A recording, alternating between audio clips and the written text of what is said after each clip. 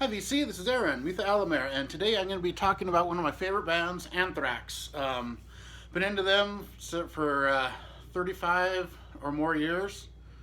Yeah, a long time. They've been one of my favorite bands this whole time.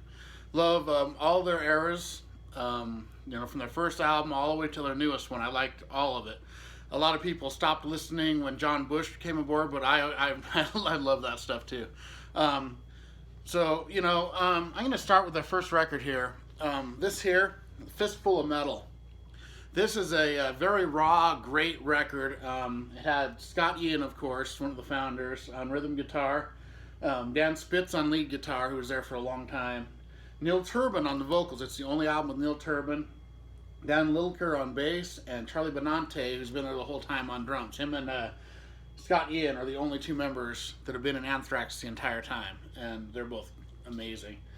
This album, I mean, it's the typical thrash of I call it the Big Eight, which is Anthrax, Megadeth, Metallica, Exodus, Overkill, Death Angel, Testament, Slayer. I call that the Big Eight because there's all eight of them are great, and a lot of people have a Big Four. I have a Big Eight. So, the stuff like Death Rider and Metal Thrashing Mad is just right in that vein. Just the straightforward, just in your face. They do a cover of Schools Out on here that's great. Soldiers of Metal is amazing. Their title song, Anthrax, it's just a great record. Panic, it's a great record. This is just probably their most raw, pure thrash record they ever did. That's a really good one. Great stuff here. This is an OG copy. Great record here. And then after this, Joey Belladonna came on vocals and Frank Bello on the bass. And Frank Bello is an amazing bass player, really good background singer too. And Joey Belladonna added a whole different level to the band because he came from he was singing like Kansas and Journey type stuff, so he had a different vocal sensibility. And when that meshed with the thrash music, it created almost a whole new thrash sound, which is really cool. And they came out with this record, Spreading the Disease. A lot of people's favorite Anthrax record. I know it's my brother's favorite, and it's hard to argue it. It's not mine, but it's right up there. It's just amazing, with AIR and Lone Justice. Of course, the big hit Madhouse, The Enemy, Stand or Fall, Gung Ho. Well, my favorite song is Medusa. I love Medusa. That song, just that riff, just gets me going every time. And then Armed and Dangerous. I don't have the Armed and Dangerous EP. I'm missing that one. It's something I'm always looking for. But yeah, this record, this is another, Megaforce. Great record here. And their sound changed a bit from the first one. It wasn't quite the same as like the Slayer, Megadeth, Metallica sound. They added a little bit different, and then they would change even more after this one. But this album here is a classic, amazing record. And then my Anthrax journey actually began on this record, Among the Living, which is still my favorite Anthrax record, probably because it's the first one I got into them with. And when I was, I believe I was 16 when this came out, and every year, I live in Pocatello, Idaho, but every year my family would travel to Portland, Oregon to visit my relatives, and we'd stay for a week or two, like once or twice a year. And if you know Portland, Oregon, my grandparents lived on 20th and Flanders, northeast Portland, and that's about 4 or 5 blocks from the Music Millennium there. And so the first thing I'd do is run right to Music Millennium when I got there. I'd always, since I was like 10 or 11 years old, it was my favorite place to go. And I would spend every spare cent I had on records, CDs. I mean, records or cassettes. Usually cassettes back then. I bought records then, but it was usually cassettes. So I bought Among the Living. It was in the summer, I remember, and the summer of '86, and I bought Among the Living, and it just totally blew me away. I'd already gotten into Peace Sells from Megadeth and some Ride the Lightning from Metallica, and so I was just getting into thrash because I was listening to before that time I was listening to like Def Leppard, Quiet Riot, stuff like that, which a lot of people were, Twisted Sister. And then, I liked a lot of like ZZ Top and some like Greg Kihn, some power pop type stuff. And this is what really got me going into the heavier side, even more than Megadeth and Metallica. But this record here, when I first heard it, um, the thing that caught me was how different the lyrics were than all the other thrash bands that I'd heard. They were like all tough, doom, and the end of the world, and totally serious. And this is a little bit.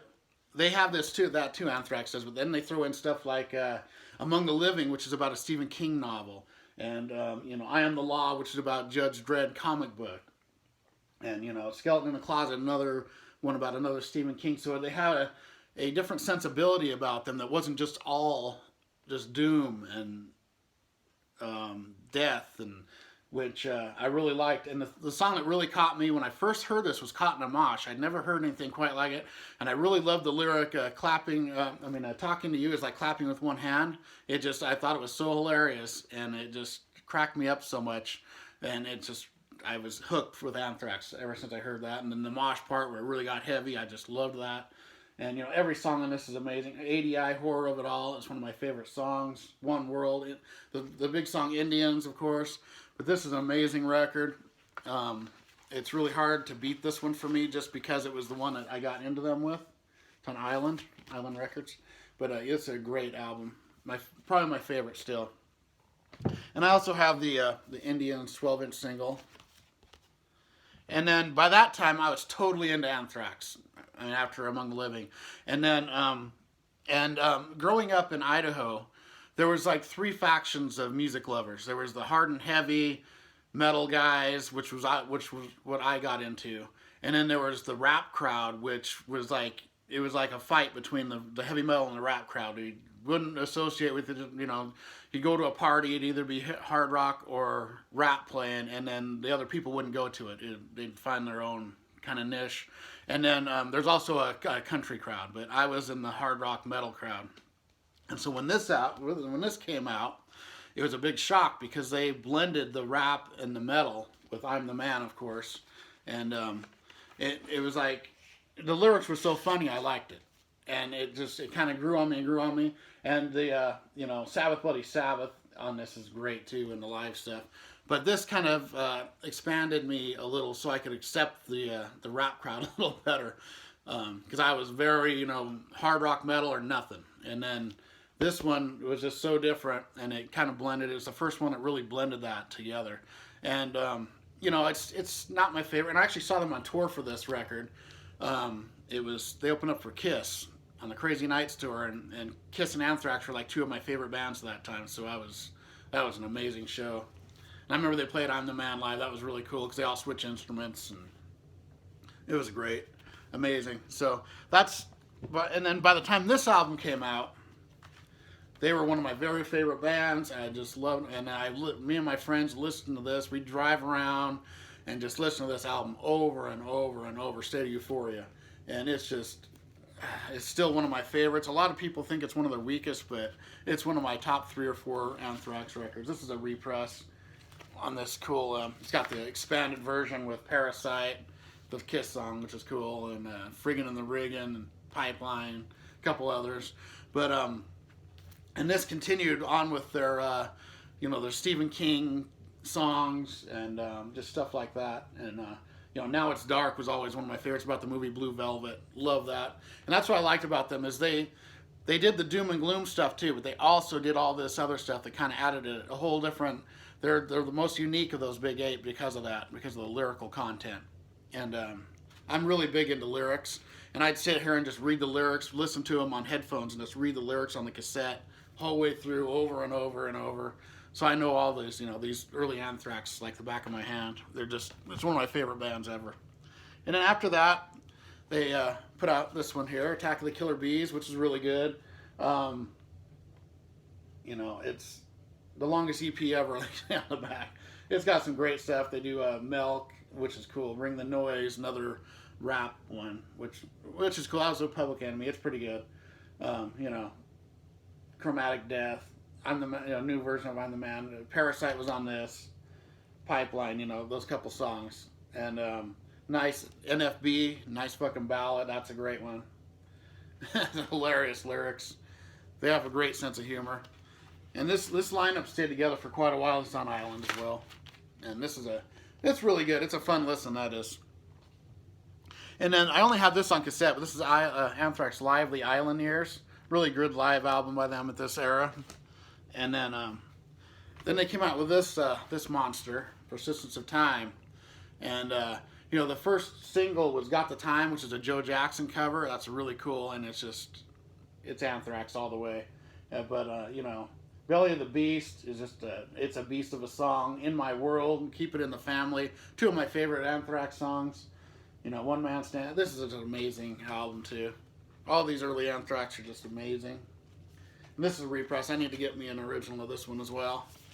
But I'm happy this one sounds great. So it's a really good sounding record here. Double. So then after Persistence of Time, Joey Belladonna was either left or kicked out. I'm not sure exactly what happened there. But they got John Bush from Armored Saint. And their sound changed from more of a thrash sound. They went more of a power metal. And they still had some thrash elements, but I love the John Bush era as well. And this album came out, Sound of White Noise, and this is right after I had a band with my best friend, and after we broke up, kind of, and he went his own way with his band. This came out, and we listened to this constantly. We'd be partying and just throw on Sound of White Noise on the CD, and it'd just play over and over and over. Great stuff, Potter's Field and Package Rebellion. High Pro Glow is a great one. 1,000 Points of Hate. Every song. Great stuff here. And this is a really good sounding record too. This is a harder one to get. I think they're going to repress it. It'll be repressed real soon, so that's cool for everyone. Will be able to get it. So, but yeah, I love this record. And then after that, they had I also have this. This is a Black Lodge single from that, which is cool because it has Love Her All I Can from Kiss, and Gene and Paul do the chorus with Joey Belladonna on it. I mean, with John Bush. Really killer version of Love Her All I Can. If you haven't heard it, it's really killer. So then, after that, there's a couple records they put out that were never put out on vinyl, which I hope they re-release because I love them. One of them I don't have anymore, but this one is Stomp 442. This is my old cassette I've had since it came out. This is one of my favorite Anthrax records. I love this thing. And what's cool about this one, well, they're all cool, but, they actually had an extra member, kind of, for this album and Volume 8, The Threat Is Real, which I don't have on anything anymore. I used to have it. I like that one too, but Dimebag Darrell from Pantera did most of the lead guitar on this and Volume 8, The Threat Is Real. And they considered him like the sixth member of Anthrax at this period of time. And you can really tell his guitar work in it too when you listen. And I just love this album. Random Acts of Senseless Violence, he's got Riding Shotgun, American Pompeii, every song's good. That's great.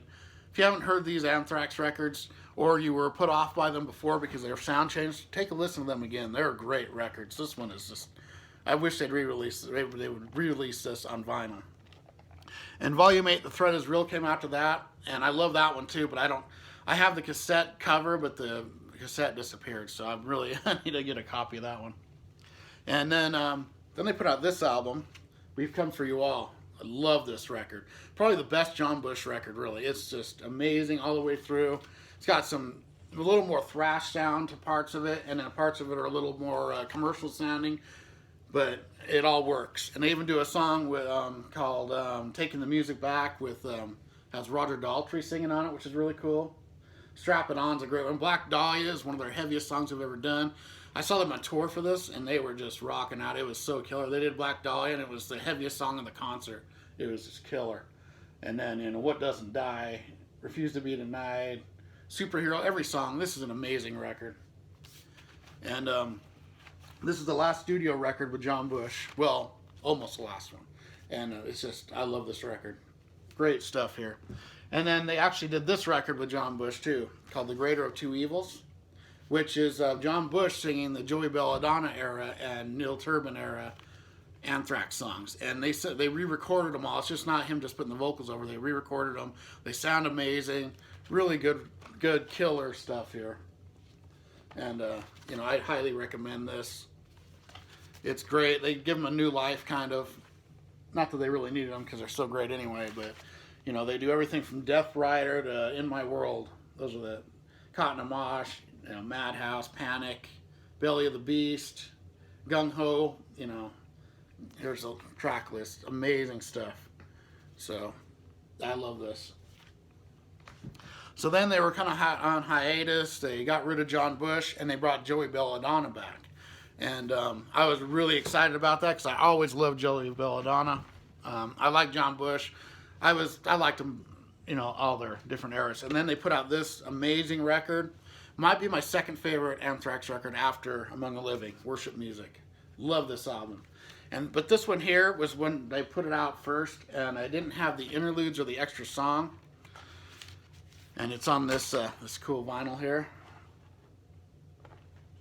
But this is a great record. I mean, it's just, when I first heard, I listened to Sirius XM. I used to when I was working, driving around. When I first heard The Devil You Know on Sirius XM, I couldn't wait to hear it again. I just kept, you know, I love it. And then they played that and Fight Until You Can't. And it's about zombies, and that's just an amazing, amazing song. But, you know, I'm Alive and In the End are so good. And the song Judas Priest just kicks my ass every time. You know, the Constant, every song's good on here. It's just an amazing record. Love it.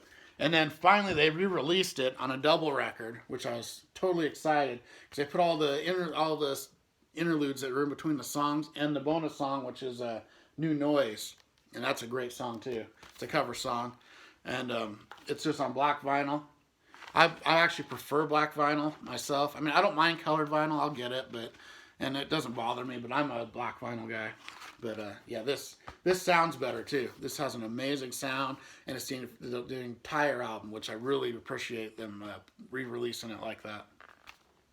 So then after that, they put out this Anthems, which this is an amazing cover album, and it's you know, they do Anthem from Rush, which I'm not a huge Rush fan, but I like them. I like their music. They're really good. But I just love the version of Anthem on this. And then TNT from AC/DC is my favorite version of that song I've ever heard.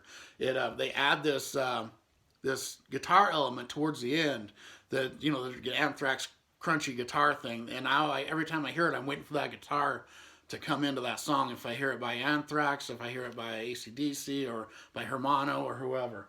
So I just love that. And then they do Smokin' from Boston, which is great. Keep on Running from Journey. Big Eyes from Cheap Trick. That's an amazing cover song. I love that song, Cheap Trick. And Jailbreak from Thin Lizzy. And then they do Crawl. 2 versions of Crawl from the Worship Music record on here. And this is a really killer album. One of my 3 or 4 favorite cover albums of all time, along with some Ace Frehley and Eagles of Death Metal. And that are my favorite cover albums ever. And then after that, they came out with For All Kings. And this is in a slipcase. And this is an amazing album too. Just great stuff. Killer, heavy stuff. Anthrax back. Here's the vinyl. It's a double record. And I love this one too. You know, Monster in the End. This title song.